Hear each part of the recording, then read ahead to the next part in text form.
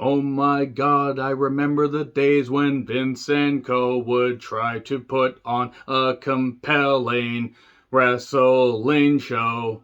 But those days they've come and gone, and in 9 days is Hell in a Cell. It's not a pay-per-view, but a premium live event, pal. And oh my God, when I turned on the TV, what did my eyes fucking see? It's Little Rock, Arkansas, and it wasn't very full. And what did the fans get when it went live? They got a bunch of talking, not jive. This isn't Aeroplane. What a great comedy. They just got matches that ended before anyone could care. What the fuck these two talents were doing there. What the hell is this intro I'm ruining for non-blogs? One hit and man, let's just start the fucking show. I'm John Rentham with my review of WWE Smackdown from, yes, Little Rock, Arkansas. Man, remember that Four Non-Blonde song? The one good song that they fucking had? Boy, those were the fucking days. A band like that could retire on the royalties as long as they got a really good contract. But anyway, nevertheless, let me know your thoughts on this show in the comments, please. You probably guessed from that intro what I thought of it.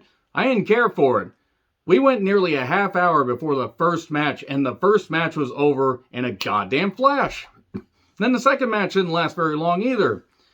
They don't fucking care about putting on a compelling show anymore. And the tease of who the New Day's partner would be is pretty fucking obvious. Anyway, 9 days from Hell in a Cell, by the way. The next premium live event. So we get recaps of Let's Hear It for the Unification. Samantha Irvin. Whew. She has a good voice. She also has a good look. A very good look, in fact. But she has a good voice. She has the personality and the boisterous nature and can really use those pipes. Those really nice. Moving on. The Usos come out and same as it ever was. Oh, but they got emotional and they took the fans on the ride and we thank you. In 12 years of doing this, we realized we don't fucking need you guys. They didn't say fuck, but they might as well have. And ha ha ha ha ha. And then Nakamura shows up. Hey, I have a tag partner. Is it Rick Boogs? It's not Boogs. It's Riddle. Well, there's the final nail in Nakamura's WWE career coffin. And then they brawl. This took up almost 20 minutes. Raquel then shows up and does her Hank Scorpio impression. And then Shotzi, Natty, Shayna, Zaya, and Aaliyah, they were doing some high school drama stuff. And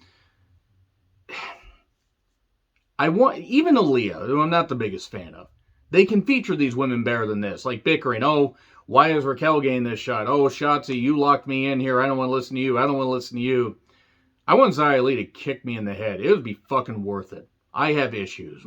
Kayla, by the way, is then talking to Nakamura and Riddle, and she wants to get on all the tag team action backstage. And Ronda's here. She doesn't give a damn about her bad education. I wonder what she thinks of the most recent school shooting, because we know what she thinks of Sandy Hook. Is she going to call everybody crisis actors and that, you stupid twat? Anyway, I wonder if she feels differently now she has a kid. Nah, she probably thinks we're all crisis actors and she refuses to pay trans. Am I making it obvious that I don't care for Ronda Rousey, the person, very much?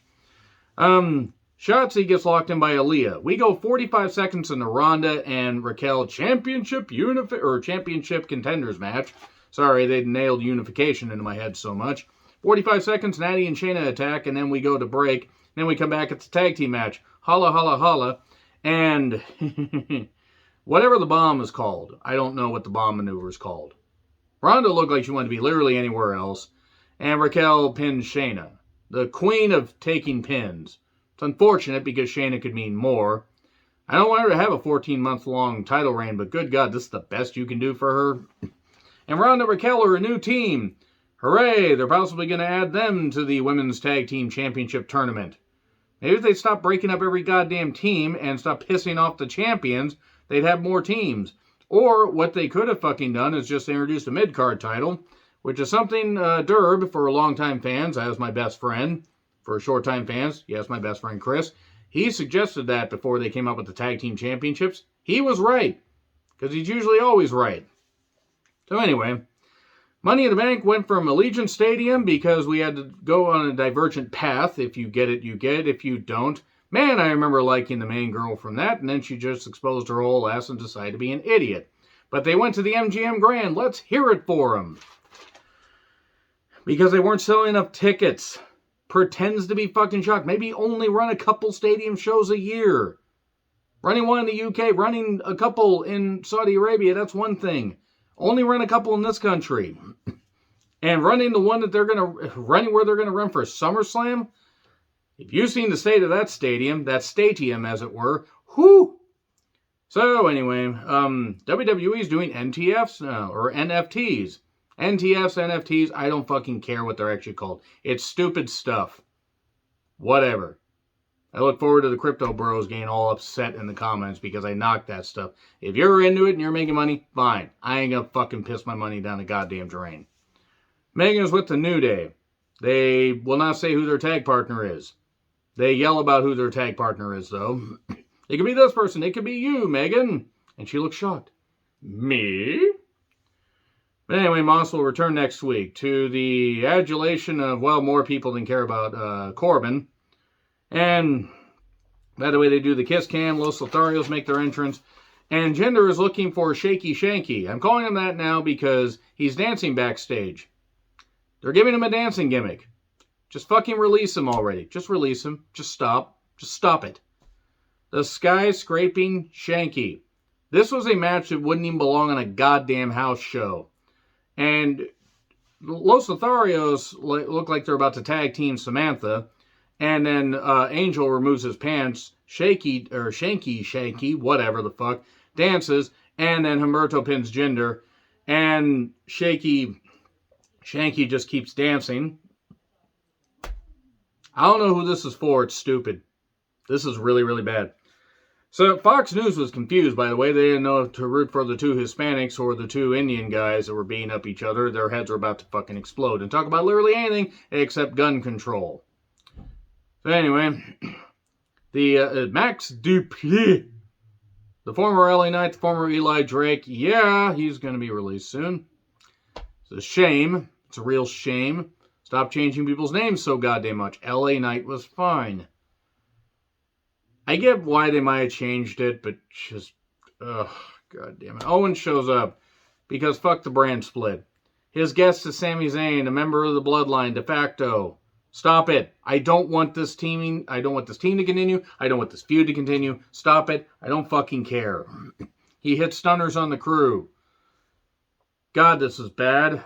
I don't need to see this anymore. And Zayn can talk and Owens can talk and wrestle. I don't ever want to see Sami Zayn compete in the ring again after that embarrassment at Mania 38 Night 2. The worst fucking match that's been put on all goddamn year that I've seen across the three wrestling promotions that I watch. WWE, AEW, and New Japan. And that's including the KOPW shit and anything involving Chase fucking Owens. You're worse than a Chase fucking Owens match, Zayn and Knoxville. Congratulations. So anyway, check out my full review of that if you really want to hear what I had to say. So we have Gulak and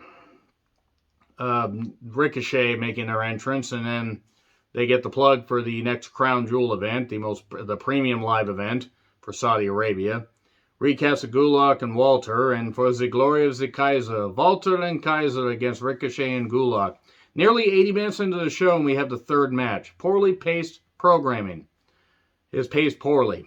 So Gulak gets mauled, Ricochet gets tagged, Gulak gets tagged back in, and he gets hit with a punt for 3. And then both guys get beat up afterwards. I give it till the end of the year before Walter is in a dancing gimmick. It's a shame because he has talent, but Vince McMahon is stupid when it comes to featuring people in a non-comical way. Zayn then asks the Usos, what is he to them? Oh, you're an honorary Us. Oh boy.